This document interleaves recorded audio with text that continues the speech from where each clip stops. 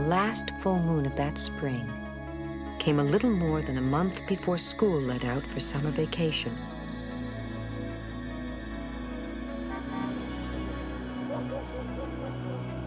Our town's long nightmare began that night.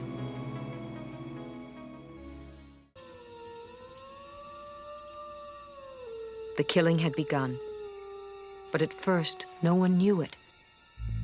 You see, Arnie Westrom was a chronic drunk, and what happened seemed like an accident. The county coroner concluded that Arnie had passed out on the tracks. There wasn't enough evidence to conclude anything else. This is Tarker's Mills, where I grew up. And this is how it looked that spring. A town where people cared about each other as much as they cared about themselves.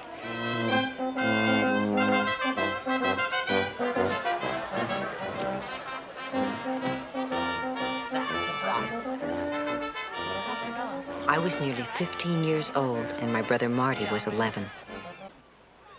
Wow. Marty was the cross I had to bear. A little garter snake? Hell no. He wasn't so bad, actually. Let me hold him. He was just constantly thrown in my face by my parents. Jane, I gotta talk to you. About what? Well, Uncle Red won't believe me. And if you don't help me... What is it? He told me something that was clearly unbelievable.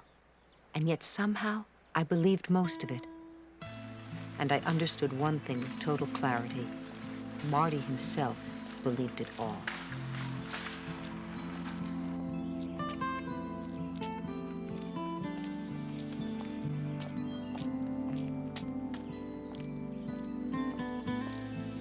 Marty had seen where the rocket had struck home, he said.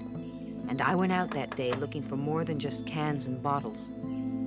Hi, Mrs. Thayer. I'm collecting returnable bottles and cans for the MedQ drive. I was wondering if you had any.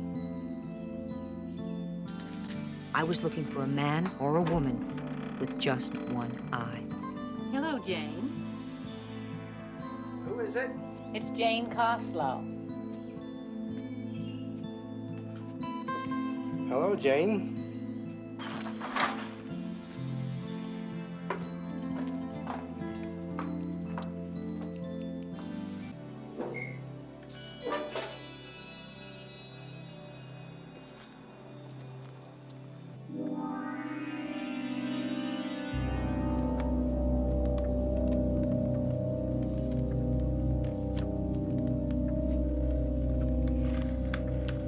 I mailed another letter from Marty the next day, a third the day after that.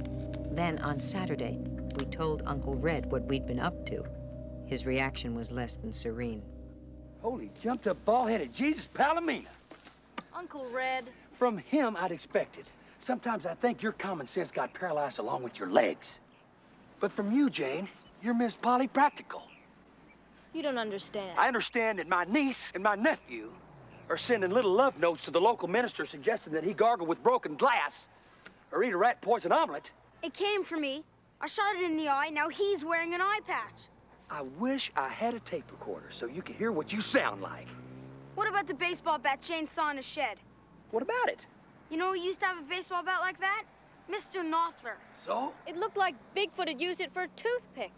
You want to know what I think? No. I just called you out here to admire your pretty little face. You better watch your mouth right now. You're on thin ice with me, son. I think you had a hallucination. I think it's probably a broomstick or something. It was not. Do you want me to show it to you? Come on, I'm not afraid. I'll show it to you right now. No. I'm a little too old to be playing the Hardy Boys meet Reverend Werewolf. Jan, forget it. Jesus, yeah, forget it. Werewolf. Probably have gotten rid of it by now anyway. This is the dumbest thing I've ever heard. Just forget it. It's crazy. You see your suspect yet, Marty? Yes. I see him. Are you trying to tell me that a man who took a rocket in the eye 3 nights ago is out here painting a thermometer? He'd either be in the hospital or he would be dead. I didn't shoot him when he was a man. I shot him when he was... What, a werewolf? Oh, Jesus. Jane, you don't believe this madness, do you? I don't know exactly what I believe. But I know that what I saw was a baseball bat and not a broomstick. And I know there was something strange about the way the garage smelled that day. It smelled like an animal's den. And I believe in Marty. You used to believe in him too, Uncle Red. Kids. In the made-up stories, the guy who's the werewolf only changes when the moon is full. But maybe he's like this almost all the time. Only as the moon gets fuller. The guy gets wolfier. Here. Take mine, too.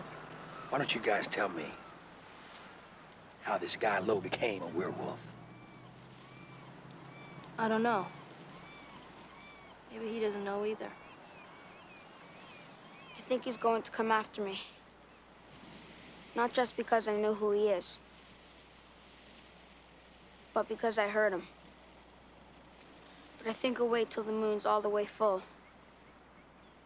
And there's no Reverend Lowe at all. Only the monster.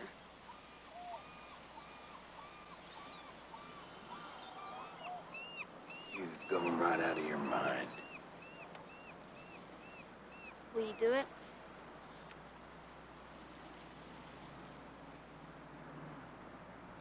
Boy. Stay!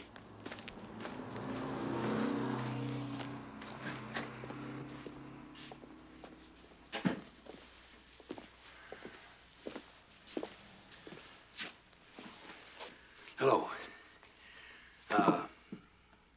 My nephew has just discovered the Lone Ranger, and I wondered if you could help me here.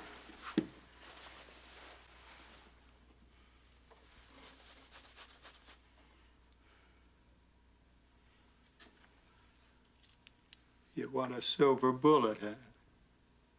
Huh? The man Uncle Red had gone to see was more than a gunsmith. He was, Uncle Red said, an old-world craftsman, a sort of wizard of weapons.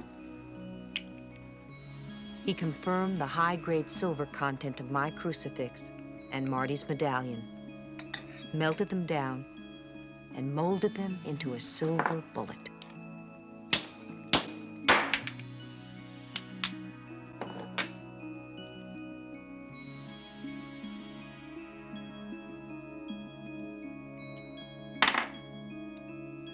Marty had read all the legends about werewolves. And though they differed on several minor points, they all agreed on one.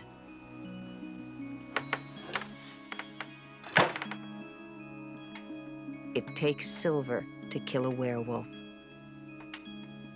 And we were taking no chances. There it is. Nicest piece of work I ever done, I think. It's got a low grain load, so it won't tumble. Ought to be pretty accurate. Oh, well, shoot, it's just a gag. I mean, what the heck are you gonna shoot a .44 bullet at anyway? Made out of silver. How about a werewolf?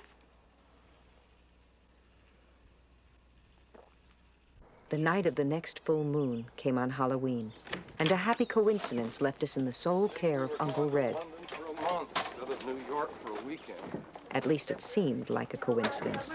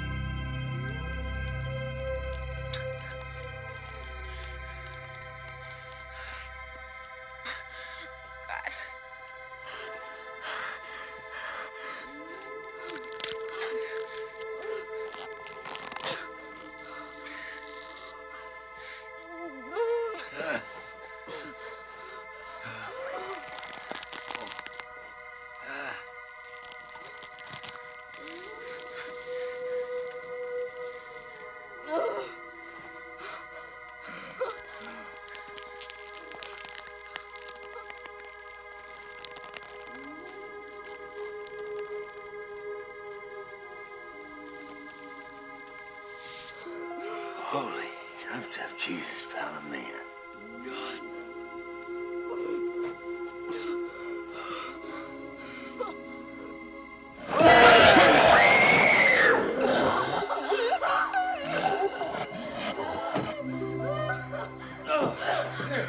You're out of here. I got you. Don't worry. He's dead. Marty, are you all right? All except for my legs. What? I don't think I could walk.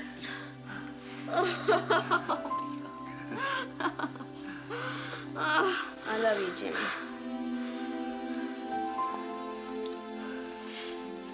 I love you too. I wasn't always able to say that. But I can say it now. I love you too, Marty. Good night.